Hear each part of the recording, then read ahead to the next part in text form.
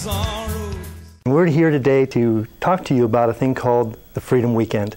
I have 4 friends with me, and we're going to be talking about our experiences of what has happened in our lives through this seminar that we host at our church several times a year. I grew up in a fairly large central Minnesota home and started using drugs when I was in my teens, and I got clean in March of '85, so I'd been clean a long time before I became a Christian.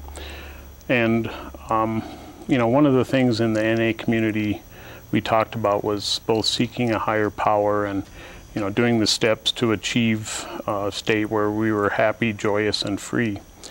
And I had been clean for probably 16, 17 years, and I was free from drugs. That was not an issue for me, but the happy and joyous part was a little bit not quite all there. I think at the root of my insecurity and probably the basis to a lot of my drug use, that I never really felt that I was adequate. Okay, and during the Freedom Weekend, I was encouraged to go back to a time when we were laying around watching TV, and I said something like, "Oh, I'm becoming a man." And my dad said, "You're not a man." And I was like, "I'm not a man." I had no idea that, that thing would come and, that statement would set a base for, the way I operated through many, many years of life. And knowing that the Lord was there at that time with me to affirm that, yes, I was fine and I was loved and I was beautiful, it allowed me to free myself from that subconscious inadequacy. It filters in once in a while, but it's not a basic operating force for me. It's not something that I operate on day to day. The biggest thing, I think, growing up for me was just not knowing where I stood with them. Am I an okay kid or not? This undercurrent of heaviness, of sorrow, of grief, that not everything was right with the world, even though I had this relationship with Christ. And that worried me because I thought, wait a minute, Christians are supposed to be happy and and it wasn't always there. And that worried me a lot.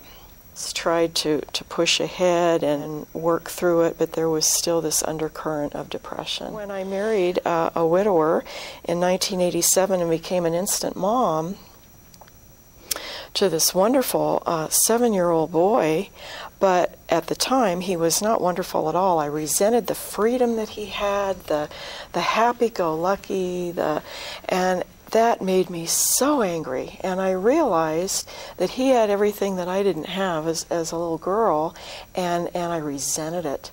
So that was kind of a button that got pushed that I realized needed some help, and the Freedom Weekend brought these things to light. The Lord is so good about zooming right in on the issue gently, and then it's up to me to acknowledge it and give it up, which I did.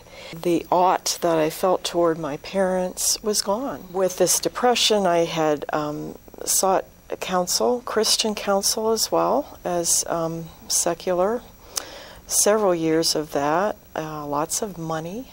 What the Lord did for me just in those few minutes just doesn't compare to the time and money spent in counseling. Yeah. God truly is the wonderful counselor. But all my life I felt lonely, very lonely inside, and it really came to a head when I had a 50th birthday party. So there was like 45, 50 people there affirming me and telling me different things about my life and what I had done for them, and I couldn't accept it. There was a place they said, "What is an issue?" And I said, "Loneliness. I feel lonely all the time. Not accepted and lonely. That is not with me. It's just like a big weight. It's not my mode of operation anymore. It's like, yeah, I am okay. God said I was okay." And so it just totally set that area of my life free. What we're seeing with the Freedom Weekend is real heart transformation. Yes. Again, I will give you a new heart and put a new spirit in you. I will remove from you your heart of stone and give you a heart of flesh. and this is 27.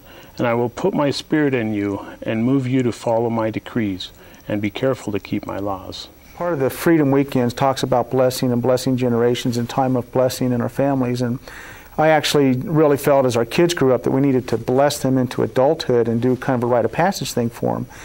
And as I did the one for our oldest son, there was like 4 points, and one of the points was reject passivity. Well, that was me. Passivity was my middle name. Around the dinner table and things, you would hear the things, well, you kids aren't normal. You would hear that kind of thing, Bonnie, like you said, of things just aren't right. And I was about 16, junior in high school, something like that.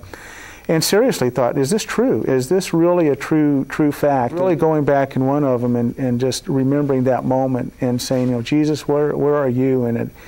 And he just totally spoke into my heart and just, that is not true. That is not how I see you. In fact, time goes on, I look back and I say, I'm not that person 5 or 6 years ago who sat there and said, I'm all tied up, what do I do? And feel more assertive. I do feel more powerful because God is with me. And he did think I was normal. He did think I was a valuable person, like Tom said, that kind of that man thing. It's interesting you bring up, am I a man? You know, that question is really seriously on the heart of a lot of people.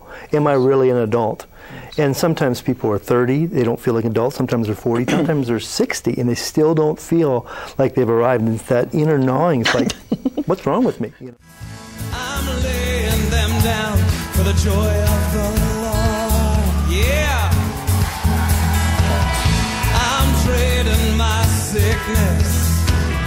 I'm trading my pain. I'm laying them down for the joy of the Lord. We say yes, Lord, yes, Lord, yes, yes, Lord.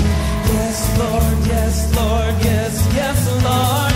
Yes, Lord, yes, Lord, yes, yes, Lord.